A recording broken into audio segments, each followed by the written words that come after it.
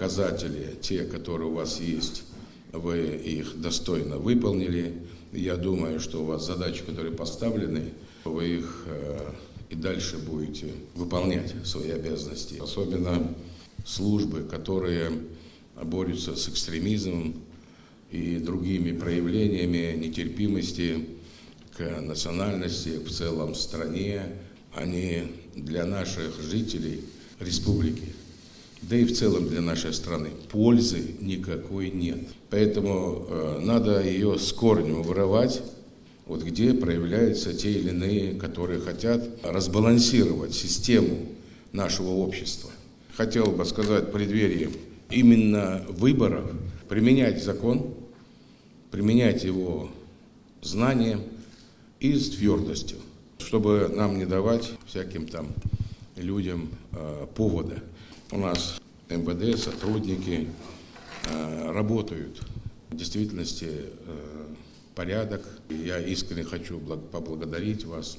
Сколько мероприятий проходило республиканского масштаба, городского масштаба. Не допущено ни одного нарушения. И мероприятий у нас еще будет очень много. И я знаю, что вы опять будете на передовой. Нельзя не вспомнить сегодня ребят наших, которые находятся в СВО.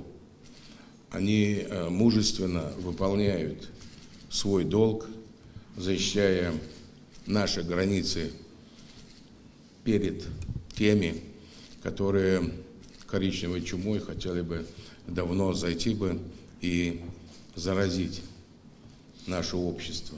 Там работа идет, и, к сожалению, есть и раненые, есть и погибшие.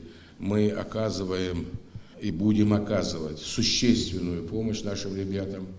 И я хотел бы сказать, что сегодня они полагаются, те, которые на фронте, те, которые жизнь или смерть там находятся, они полагаются и на вас, чтобы мирная жизнь, она на ваших плечах. Не дайте ни провокаторам, не дайте преступникам нарушить, за что они борются и воюют там. Поэтому на вас большая ответственность. Я думаю, что вы это осознаете и понимаете. Сил и средств у вас достаточно, и вы будете эту ситуацию продвигать дальше. Спасибо.